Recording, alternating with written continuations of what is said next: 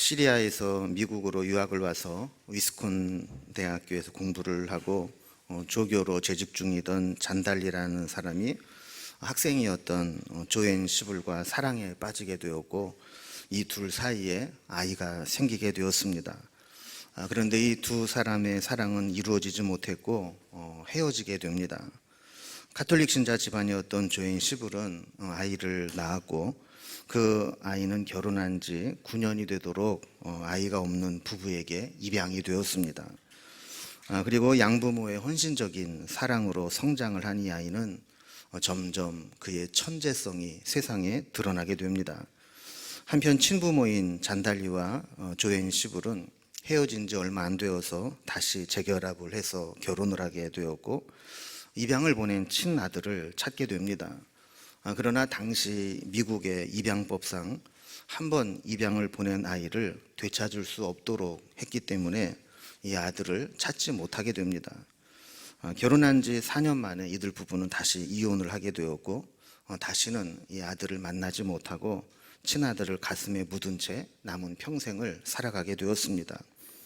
이 아들이 어느덧 성장을 해서 세상에서 크게 출세를 하고 TV에 나와서 연설을 하는 자리에 서게 됩니다. 이 장면을 바라보게 된 그의 친아버지는 그가 자기의 아들임을 직감하게 되고 입양을 보낸 관련 기관에 문의를 하게 됩니다. 얼마 후 응답을 받게 되었는데 그의 예상대로 그가 자기의 친아들이 맞다는 응답을 받게 됩니다. 50년 만에 자기 친아들을 찾았는데도 쉽게 아들에게 연락을 하지 못합니다. 한편으로는 아들을 직접 키우지 못하고 입양을 보냈다는 죄책감이 있고 또 한편으로는 이 아이들이 너무 성공을 해서 이제 뒤늦게 찾아가는 것이 그의 재산을 보고 찾아가는 게 아닌가 하는 오해를 받을 수도 있었기 때문이었습니다. 그러다가 용기를 내어서 이메일을 보내게 됩니다. 묵묵히 아들의 답장을 기다렸지만 5년 동안 답장이 오지를 않습니다. 5년 만에 답장이 왔는데 답장을 열어보니 고맙습니다라는 한 단어밖에는 기록이 없었습니다. 이 아들은 나중에 TV 인터뷰에서 자신의 양부모가 진짜 자기의 100% 부모이고 자신의 생부와 생모는 정자와 난자의 은행에 불과하다라는 말로 친부모에 대한 서운함과 원망을 표현했습니다. 이런 출생의 사연이 있었던 이 사람은 여관에서 자신의 출생에 대해서 이야기를 하지 않았습니다. 그러다가 2005년 스탠포드 대학 졸업식 초청 강연에서 누구도 상상하지 못한 고백을 하게 됩니다. 현재 자신은 췌장암을 앓고 있으며 자신의 생모가 젊은 시절 미혼의 대학원생이었고 자신을 낳은 후 입양을 보냈다는 이야기입니다. 이 강연을 한 후 1년 후에 그는 56세의 나이로 세상을 떠나게 됩니다. 이 사람이 누구인 것 같습니까?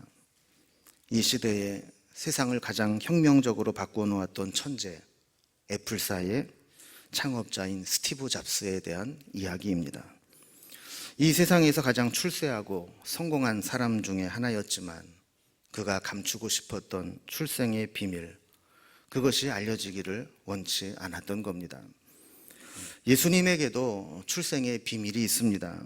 예수님의 탄생을 의미하는 성탄은 세상적인 관점으로 본다면 절대로 환영받을 만한 출생이 아니었습니다. 믿음의 눈으로 보지 않고 그저 일반적인 세상의 관점으로 본다면 아버지가 누구인지 모르는 미혼모의 사생아일 뿐입니다. 아기 예수와 호적상 아버지인 요셉은 피 한 방울 섞이지 않은 관계였던 것이죠. 이 정도 출생의 비밀을 가지고 있다면 가능하면 숨기려고 하기가 쉽습니다. 모든 사람의 축복을 받을 만한 행복한 출생도 아니었고 자랑하거나 당당한 출생도 아니었기 때문입니다. 그런데 성경을 보면 이 예수님의 출생의 비밀을 감추려고 하지 않습니다. 오히려 미화하려고 하지도 않고 정면 승부를 걸듯이 복음서를 시작하자마자 예수님의 출생 기사를 당당하게 이야기하고 있습니다. 우리가 다 읽지는 않았지만 마태복음 1장은 예수님의 족보로 시작했습니다. 1장 1절을 보면 아브라함과 다윗의 자손 예수 그리스도의 계보라 이렇게 시작을 하죠. 그래서 아브라함부터 시작한 족보가 다윗을 거쳐서 요셉과 예수에게까지 이르게 되었다라고 족보의 내용을 기록을 하고 있습니다. 재미있는 것은 이 족보를 17절에서 그 의미를 정리를 해줍니다. 그런즉 모든 대수가 아브라함부터 다윗까지 14대요, 다윗부터 바벨론으로 사로잡혀 갈 때까지 14대요, 바벨론으로 사로잡혀 간 후부터 그리스도까지 14대더라 이렇게 정리를 해줍니다. 여러분 여기에 족보를 잘 보면 14대, 14대, 14대 이렇게 14대를 기준으로 끊어지는 것을 보게 됩니다. 자, 아브라함부터 14대가 흐른 후에 누가 등장합니까? 다윗이 등장을 합니다. 다윗부터 14대가 흐른 후에 어떤 사건이 벌어집니까? 이스라엘이 망하고 바벨론으로 포로로 끌려가는 사건이 나오게 됩니다. 그 후부터 14대가 지난 후에 누가 태어납니까? 예수 그리스도가 태어납니다. 마태복음은 유대인을 대상으로 기록한 복음서입니다. 그 유대인들의 시대적인 상황, 역사적인 상황을 누구나 잘 알고 있으면서 기록한 책이죠. 이 저자의 이 족보를 보면 14대가 지나갈 때마다 뭔가 중요한 사건이 일어난다는 것을 암시하고 있는 것이죠. 아브라함부터 14대가 지난 후에 다윗 왕이 태어나게 됩니다. 그런데 다윗 왕이 태어난 후에 14대가 지난 후에 나라가 망하고 포로로 끌려가는 비극적인 사건이 일어나게 됩니다. 그리고 14대가 지난 후에 예수님이 탄생하게 됩니다. 그렇다면 유대인들은 이 족보를 14대, 14대, 14대로 보면서 이제 14대가 지난 후에 태어나는 이 예수 그리스도는 뭔가 이스라엘 역사에 중요한 역할을 할 것이다라고 하는 기대감을 갖게 만드는 것이죠. 나라가 망하고 포로로 끌려갔지만, 그리고 지금 상황도 로마의 속국이 되어서 비참한 역사를 가지고 있지만 14대가 흐르고 난 후 예수님의 등장으로 뭔가 독립을 하고 회복이 될 만한 사건이 일어날 것이라는 것을 기대하고 있다라는 겁니다. 자, 그런데 그렇다고 한다면 더더욱 예수님의 출생에 대한 기사는 아름답게 미화를 하고 설령 자랑스럽지 못한 그런 출생의 비밀이 있다 할지라도 그것을 감추려고 하는 것이 일반적인 상식일 텐데, 오히려 마태는 복음서를 시작하자마자 이 사실을 폭로하듯이 제일 먼저 터뜨리게 됩니다. 구원자가 될 예수 그리스도의 출생이 사생아로 출생했다는 이야기죠. 18절 말씀을 보면 예수 그리스도의 나심은 이러하니라. 그의 어머니 마리아가 요셉과 약혼하고 동거하기 전에 성령으로 잉태된 것이 나타났더니 라고 시작합니다. 1절부터 17절까지는 족보를 통해서 예수님의 탄생 기사를 설명합니다. 그리고 18절부터는 실제적인 출생의 과정을 다시 설명을 하고 있습니다. 그런데 이 말씀을 잘 보면 어머니 마리아와 아버지 요셉은 약혼만 하고 아직 동거하기 전이었다는 거예요. 그러니까 일반적인 정상적인 출생이라면 속도 위반을 했던, 정상적으로 결혼을 하고 했던 부부간에 결혼을 해서 임신을 해야 되는데 동거하기 전에 아이가 생겼다는 겁니다. 이것은 마리아에게도 충격적인 사건이었고 또 요셉에게도 받아들이기 힘든 사건이었습니다. 여러분, 어느 남자가 자기 약혼자가 내 아이가 아닌 다른 아이를 임신했다고 할 때 그것을 수용하고 받아들일 수가 있겠습니까? 그러나 요셉은 오늘 말씀과 같이 그 사건을 받아들이고 있습니다. 재미있는 것은 마리아에게도 요셉에게도 성령으로 잉태된 것은 참 받아들이기 힘든 사건인데 누가복음에는 주로 마리아의 믿음을 부각시킵니다. 주의 계집중이오니 말씀대로 이루어지이다 하면서 수용하는 것을 강조하고 있어요.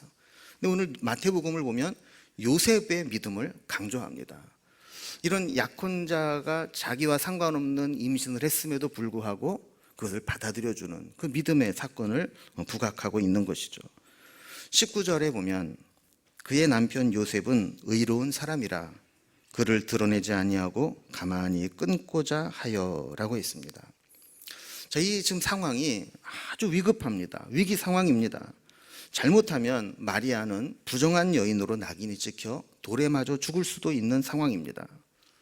요셉이 저 여인의 임신은 나와는 아무 상관이 없는 임신이다라고 이야기를 한다면 마리아는 죽음에 내몰릴 수도 있는 위급한 상황이라는 것이죠. 그런데 요셉은 가만히 끊고자 했다 그랬습니다. 이 말은 조용히 파혼을 하려고 했다라는 겁니다. 그러면서 어떠한 과정을 거쳐 어떠한 절차로 파혼을 할까 고민을 하고 있는데 성경은 이러한 모습을 보고 요셉을 의로운 사람이라고 평가하고 있습니다.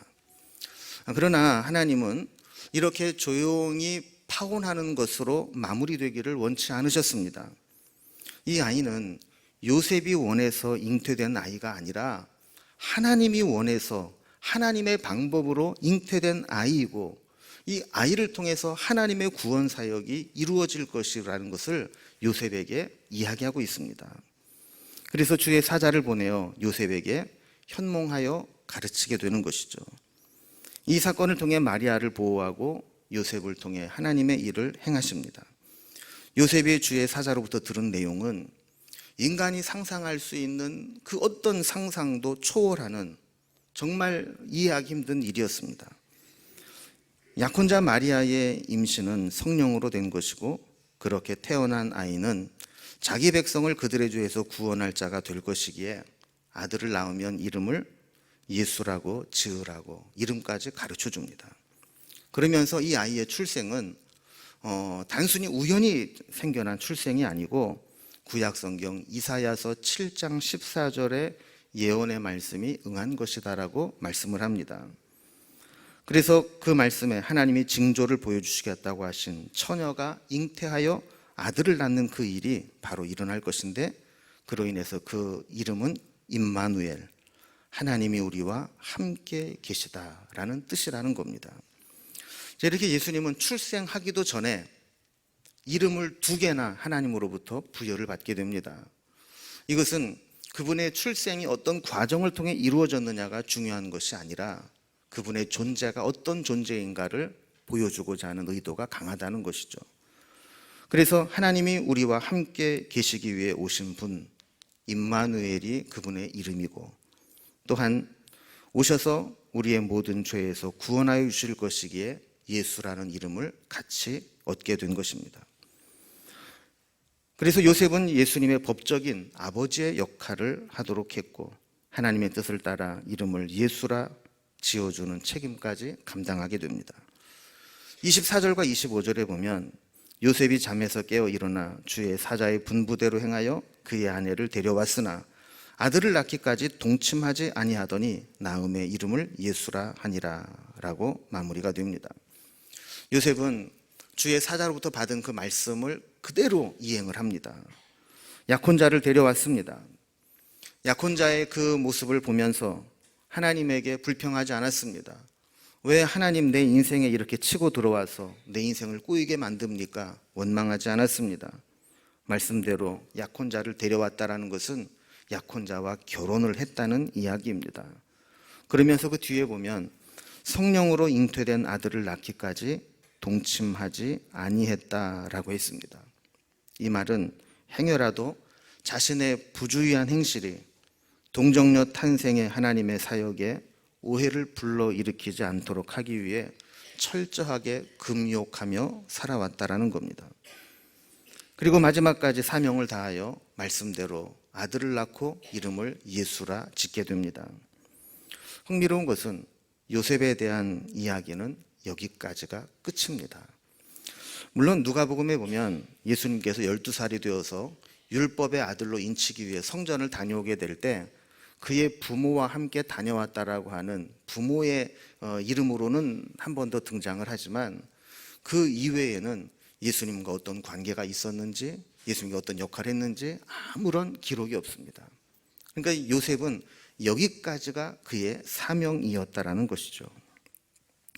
예수님의 출생, 예수님의 삶은 어떻게 보면 세상에서 스캔들로 치부될 수 있는 상황이었습니다.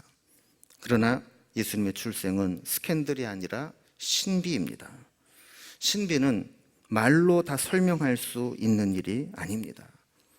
우리가 신비로움을 받아들이게 될 때에는 때로 믿음에 있어서 걸림돌이 되기도 합니다.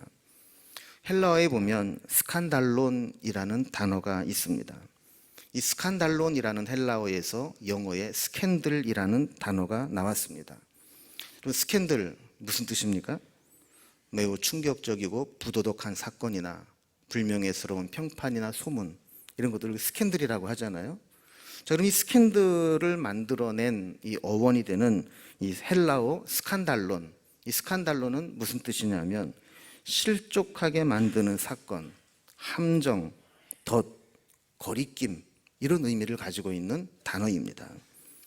성경은 예수님의 출생과 예수님의 사역, 예수님의 죽음, 이 모든 것들이 당시 사람들에게는 이런 실족하게 만들고 거리낌이 되는 스칸달론이 되었었다고 기록하고 있습니다.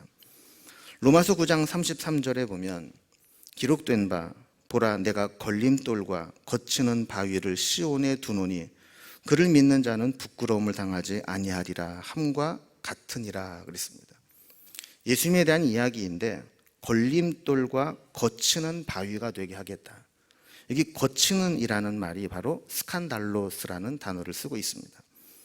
마태복음 11장 6절에 보면 예수님은 누구든지 나로 말미암아 실족하지 아니하는 자는 복이 있도다.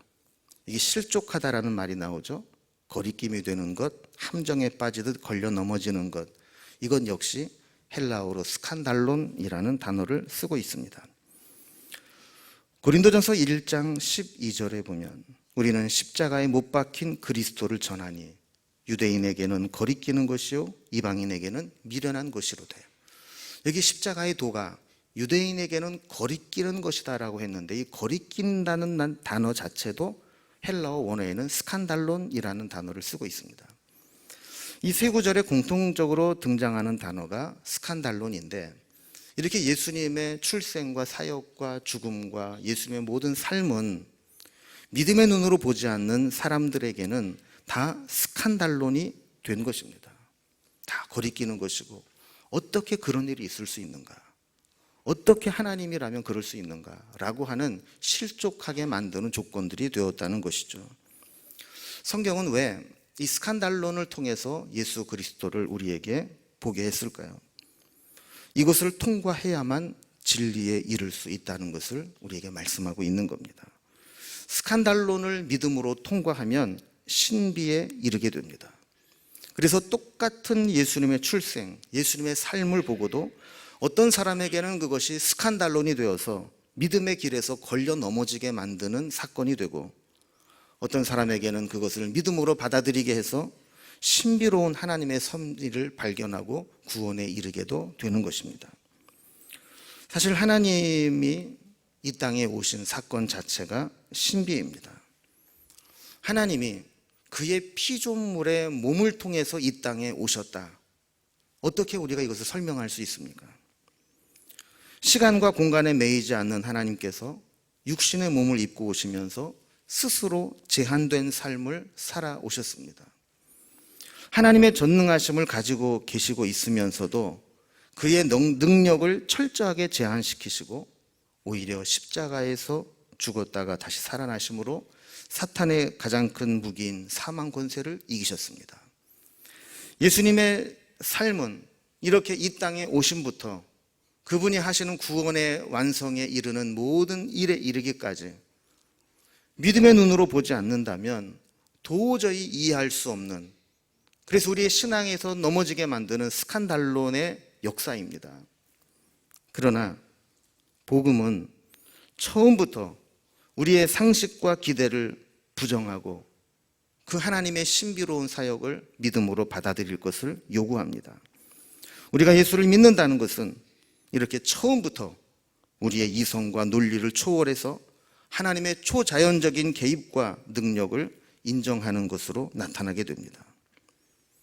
이것을 우리가 믿음으로 받아들이지 못한다면 우리를 실족하게 만드는 스칸달론이 될 것이고, 이것을 우리가 믿음으로 받아들일 수 있게 된다면 이것은 우리로 하여금 하늘의 신비를 깨닫게 되고 구원의 능력과 감격을 체험하게 만드는 사건이 될 것입니다. 우리는 오늘 성탄주의를 맞아 세례식과 성찬식을 거행하게 됩니다.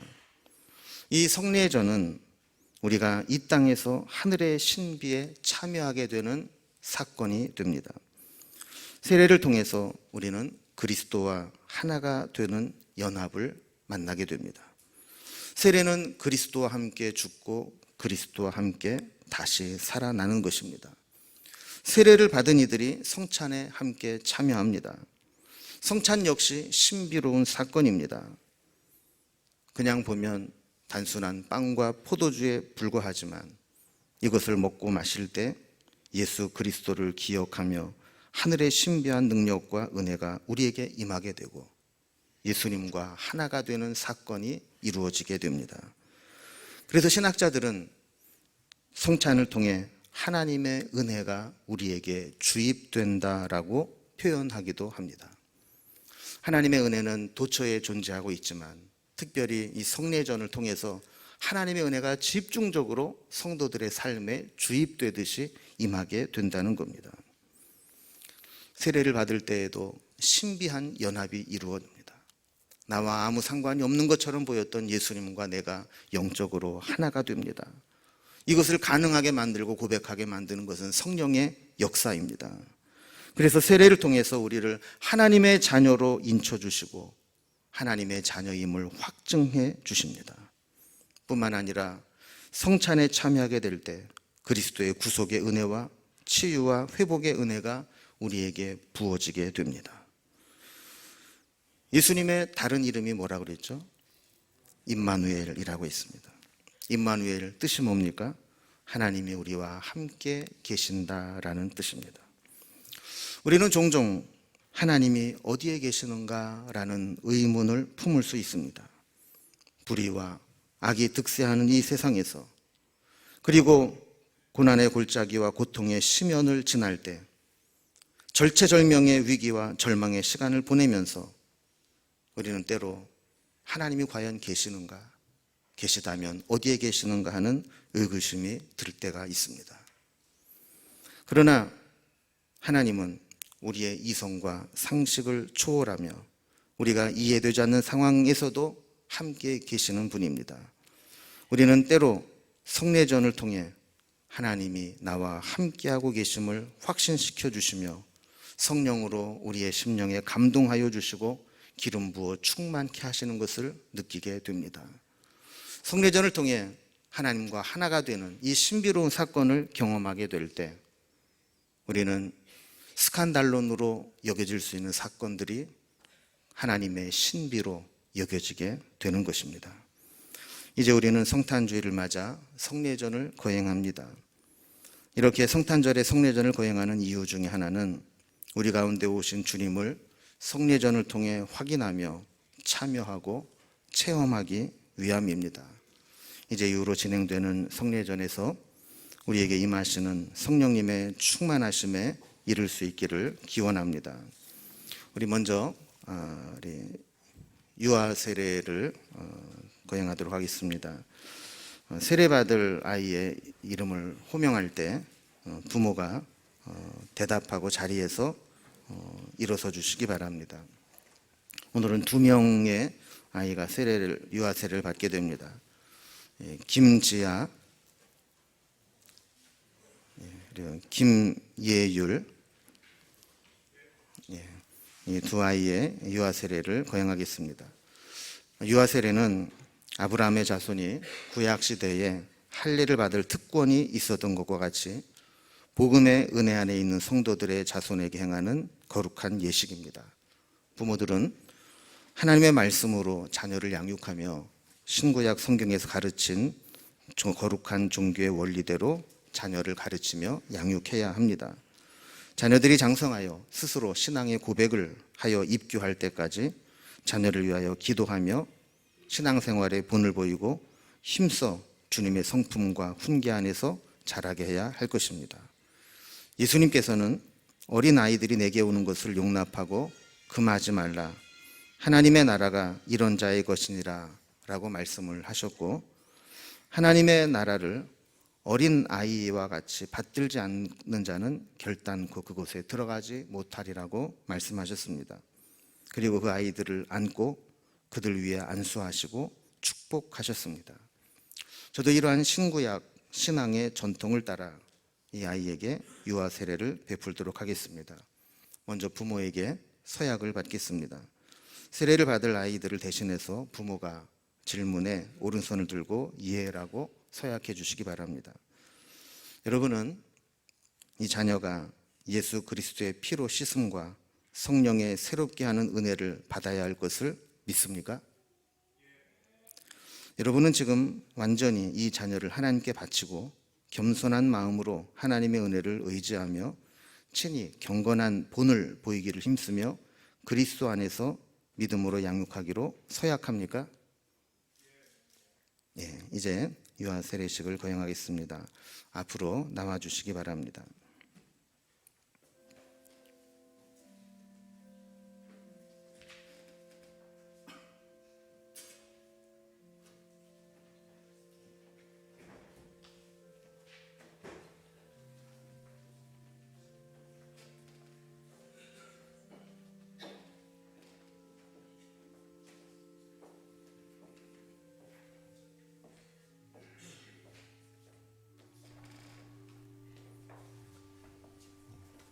지야?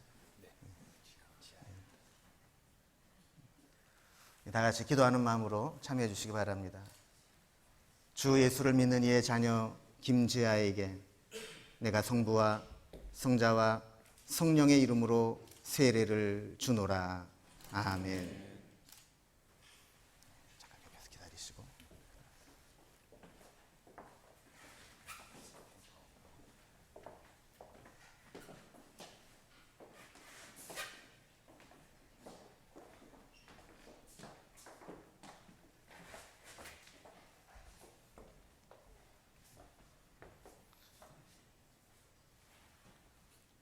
주 예수를 믿는 이의 자녀 김예율에게 내가 성부와 성자와 성령의 이름으로 세례를 주노라. 아멘.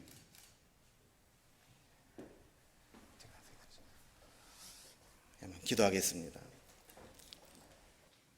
자비로우신 하나님 아버지, 성도들의 가정에 귀한 자녀를 주시고 좋은 부모로 하여금 신앙을 이어받게 하고 믿음으로 양육하게 하시니 감사합니다.